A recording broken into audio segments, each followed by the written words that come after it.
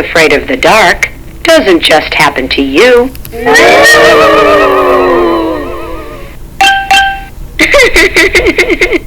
It happens sometimes to little bears, too.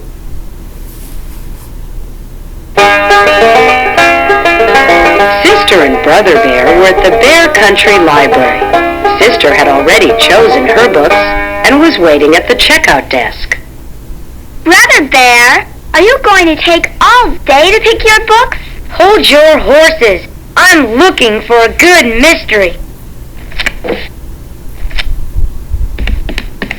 I'm checking this out.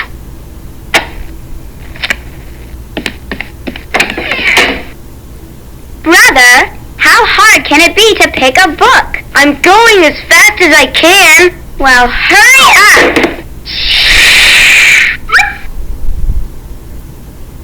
Haven't you found anything yet? I'm going to look over here. Brother Bear.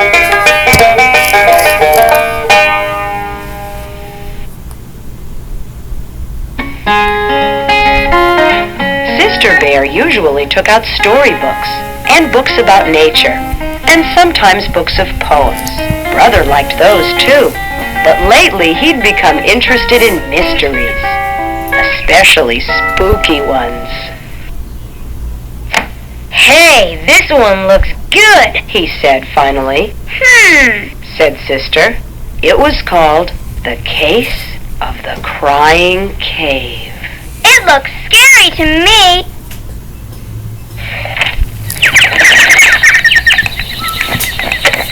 Did you know that butterflies start life as caterpillars? Oh, boring. The Case of the Crying Cave. I can't wait to read it. Let's check out. Okay, it's about time.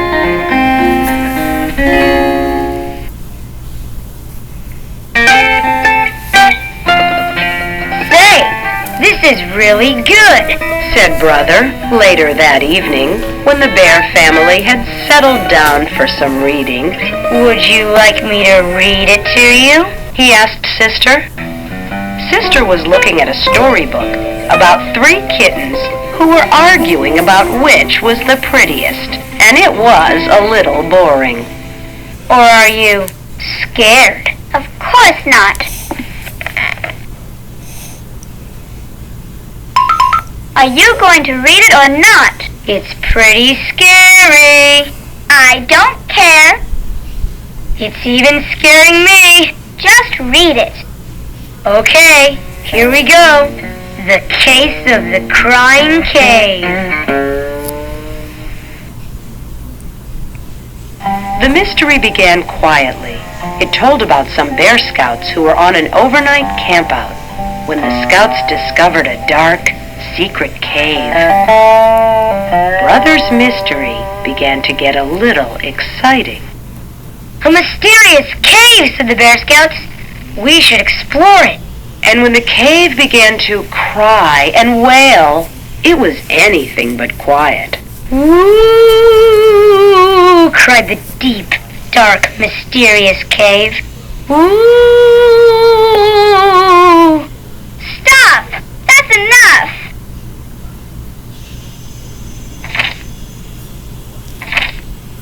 And then the little kittens went into the dark cave. Brother Bear, stop that! Sure is noisy around here tonight.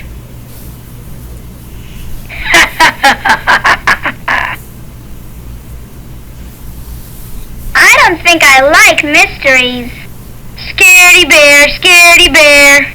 Stop it! Stop it! Scaredy bear, scaredy bear.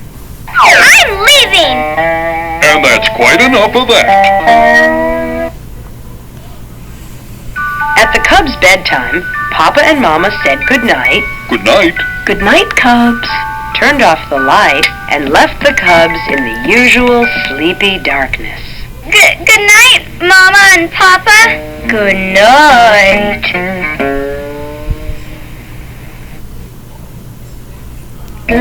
Outside the treehouse, the bright, busy sounds of the day had given way to the soft, soothing sounds of night. The quiet conversation of frogs and toads. The soft cry of the owl. The sigh of the night wind. And if you listened very hard, you could almost hear the softest sound of all. The sound of lightning bugs switching their lights on and off, on and off.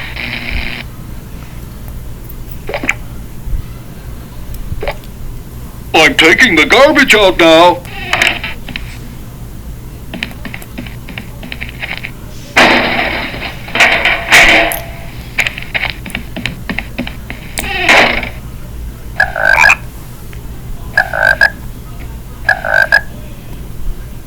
Brother Bear, does it seem noisier than usual tonight?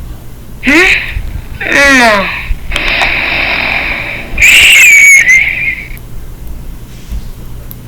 But inside the treehouse, Sister Bear wasn't even beginning to fall asleep. That night, the dark didn't seem the least bit quiet and sleepy.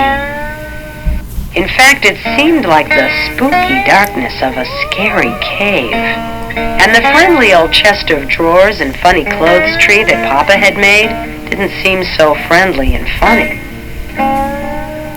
They seemed more like cave creatures.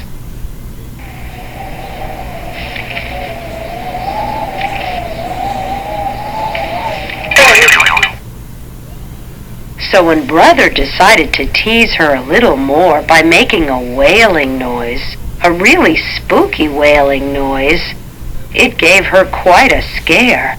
Mama! Papa! Hurry! Come quick!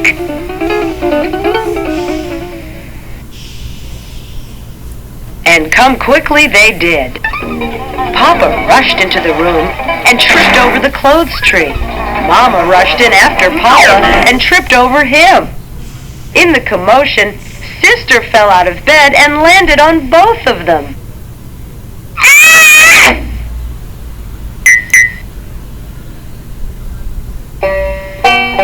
Then Brother, who had started it all with his spooky wail, turned on the light. What a mess! Sister, still scared, was holding on to Papa. Papa was holding on to the toe he had stubbed. Ow! And Mama was looking for the nightcap she had lost in the confusion. All three of them were pretty annoyed with Brother Bear. Ouch! Wow, what a pileup. What are you guys doing? You know darn well what we're doing. You weren't very nice to your sister, Brother Bear. Yeah! Here, Mama. Thank you, Papa. Come on now, let's get back to bed.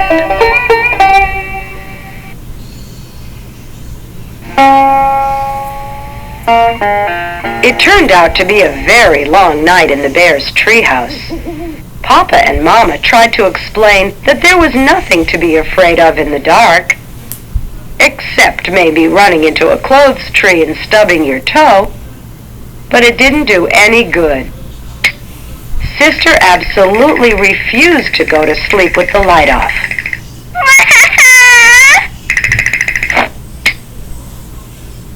And Brother positively insisted that he couldn't fall asleep with the light on.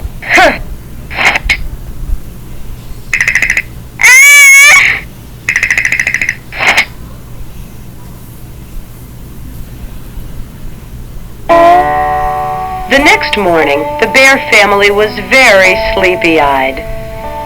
Boy, Said Brother, yawning.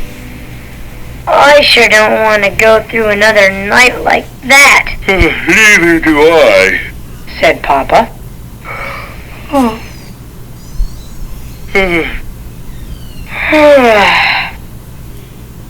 I only had 3 hours of sleep last night. That's 3 more than some of us.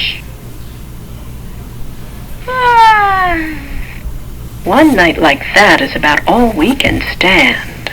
I think I have an idea that might help. Come with me, Sister Bear. Where are we going? Sister Bear wanted to know. Up to the attic. The attic? But it's dark in the attic, even in the daytime. I know, Said Papa. but there's something I want to show you. Anyway, there's nothing so special about the dark. It's just part of nature, like the light. It's your imagination that makes the dark seem spooky sometimes.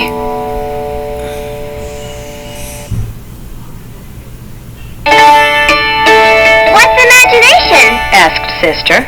Imagination is what makes us think that chests of drawers and clothes trees are cave creatures. I wish I didn't have one. Said Sister. Don't say that. Said Papa. A lively imagination is one of the best things a cub can have. It's imagination that lets us paint pictures.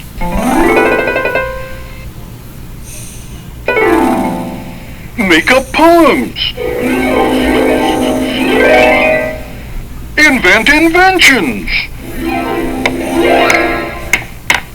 The trick is to take charge of your imagination and not let it take charge of you. One of these has to work.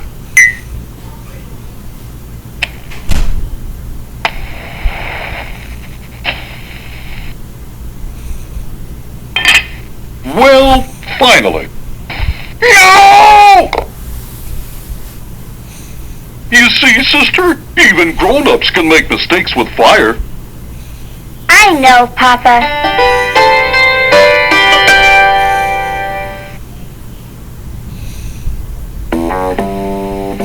When they got to the attic, Papa began to rummage through boxes, looking for something.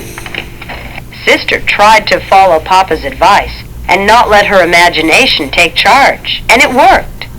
A spooky shape turned out to be the shadow of some old tools. What looked like a giant was really some piled up furniture.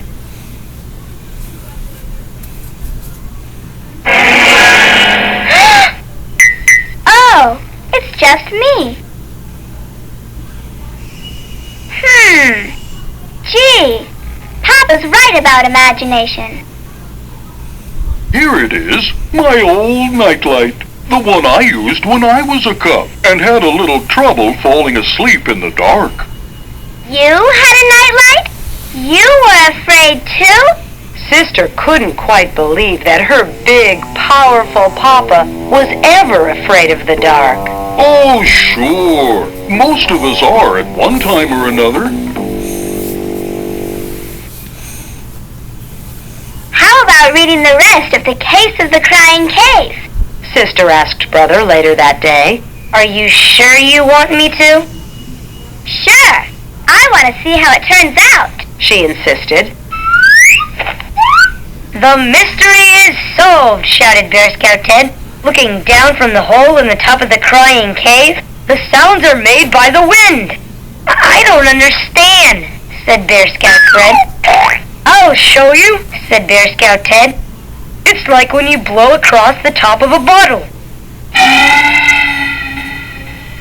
So that's what it was. The wind. They let their imagination fool them. It turned the sound into a scary monster. When it turned out that there was nothing very spooky about the terrible wailing noise, Sister was a little disappointed, and that night she said so. I was pretty disappointed by the way The Case of the Crying Cave ended. Why? Asked Brother. Because I was hoping the wailing would be a really spooky, scary monster. Cut that out, Cried Brother.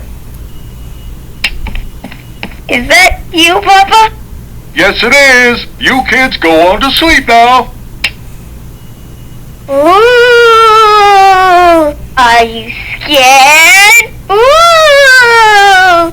Stop it! Then Sister went right to sleep, but Brother lay awake for quite some time, listening to the owl hoots and thinking that maybe he'd had enough mysteries for a while.